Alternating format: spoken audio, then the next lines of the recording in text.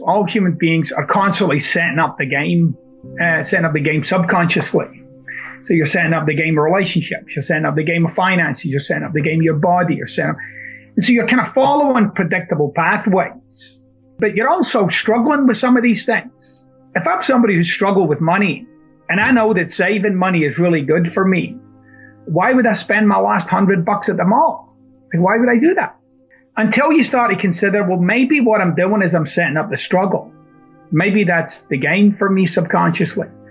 But if you take that same principle with your body, with your love life, with your career, see how you fundamentally relate to yourself is very deep, very profound. But you're so wrapped up in the surface issues of your life, you can't really see what's driving it all. How come I turned out this way? And where am I headed? Where's this going for me? How does this keep unfolding for me? And the surprising thing for a lot of people is whatever you're struggling with today, until you finally understand what's driving, you'll continue to wrestle with that until you die. So when somebody talks, they're in fact speaking from the world that they're in. But people don't experience themselves as being in a world. We experience ourselves as being in the world. But you're not. You're in a very biased, a very kind of slanted, a very kind of weighted place in life. You're not interacting with life.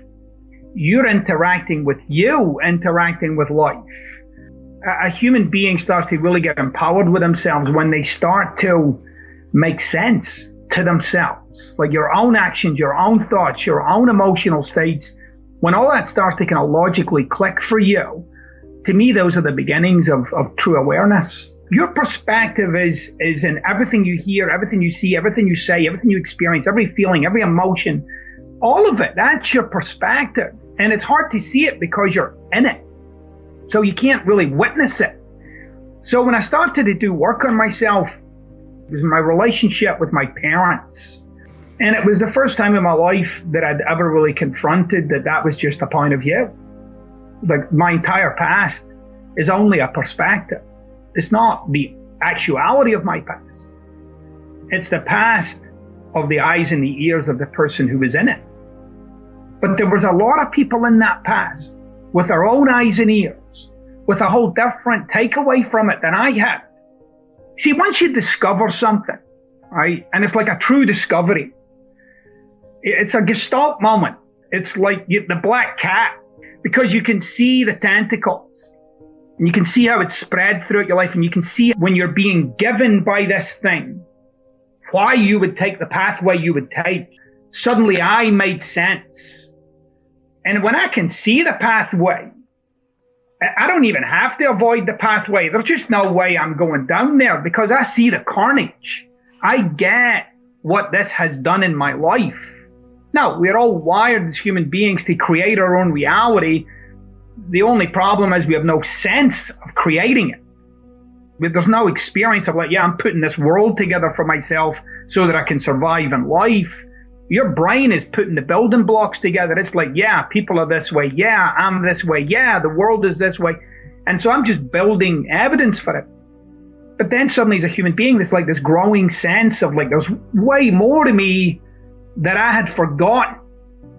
And I'd literally forgotten that when I was a kid, I was so loving. I'd seen that I'd created this dynamic between my mom and I.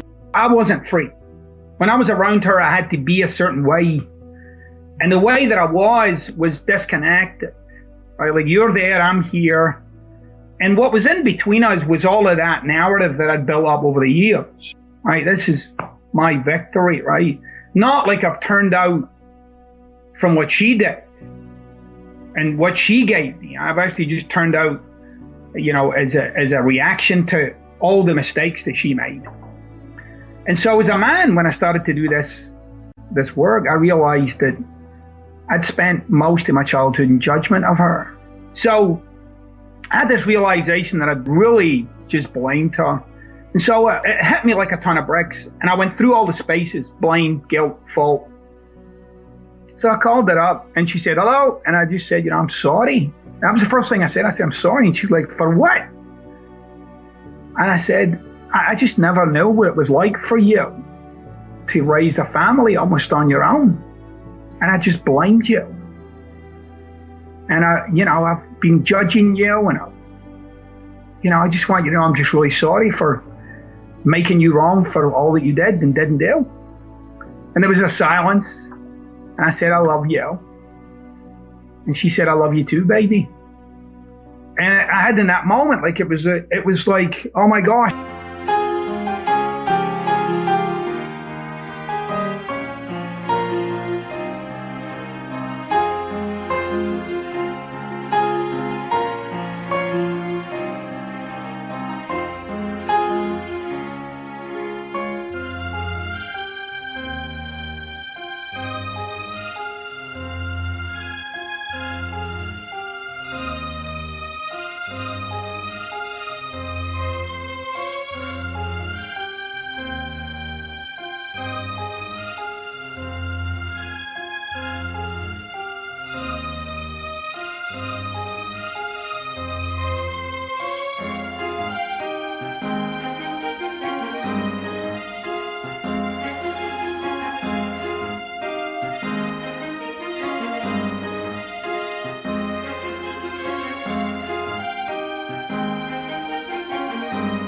Like the skies opened up, because all of this that I'd been holding back came out, right? And I didn't even do it so that she would do anything. I did it because this needed to be said. This needed to get out of the way. I was starting to realize how tight I'd become. I wasn't, and I wanted to be a loving man. I just didn't know how to do it. And now I remember even saying that to my wife, at the time, like, I don't really know how to do love, which is bullshit. Everybody knows how to do love. You might have forgotten, but you need to get back in touch with it. So from that moment, I really started to engage with her from this loving place, she didn't have to do anything. I was just going to love her. I'd spent my whole life waiting for people to love me. And it was really my job to love people, like the way they are. Like it was the whole dynamic changed. When I took that off the table, when I took responsibility for being the guy that I say I am, then suddenly people are free to be themselves. I don't need you to change. I don't need you to say or do something to make me feel different.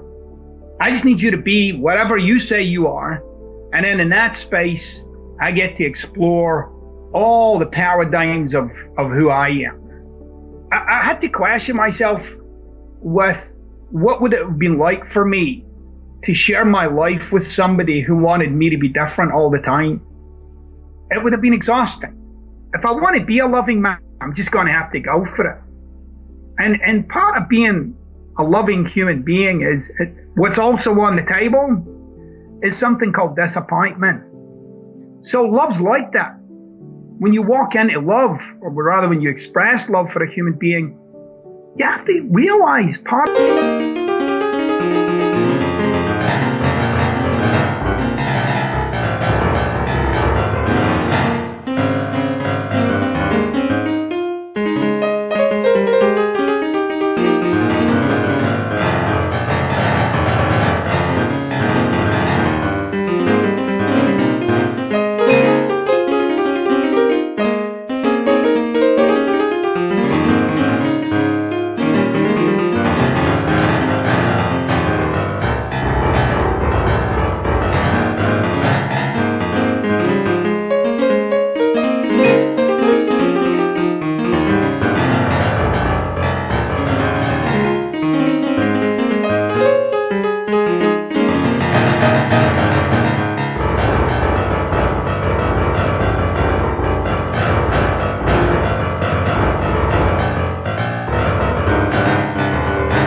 is disappointment. Or you might even end up resorting to anger or frustration. But that's only because at some level, if you look, when you truly love, you can never be hurt. And to me, that's the all-encompassing nature of love. And that as human beings, what we've done is we've brought these things in that focus it and filter it and in many ways block it. And if you really want to have love in your life, you have to realize you're not a receiver of that thing. You're the broadcaster.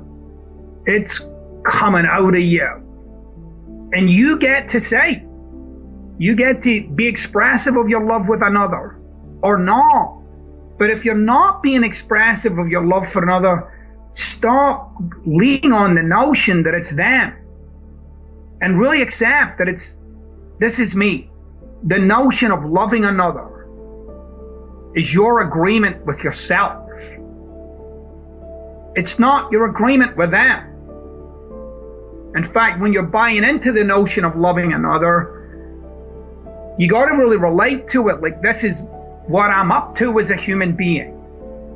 And I might choose to not love you. You might do things or say things that I feel as if go against what I value as a human being. But I should also be cognizant of that I could continue to love you, but I'm choosing not to. I'm unwilling to change or give up on the integrity of that for some passing emotional quirk.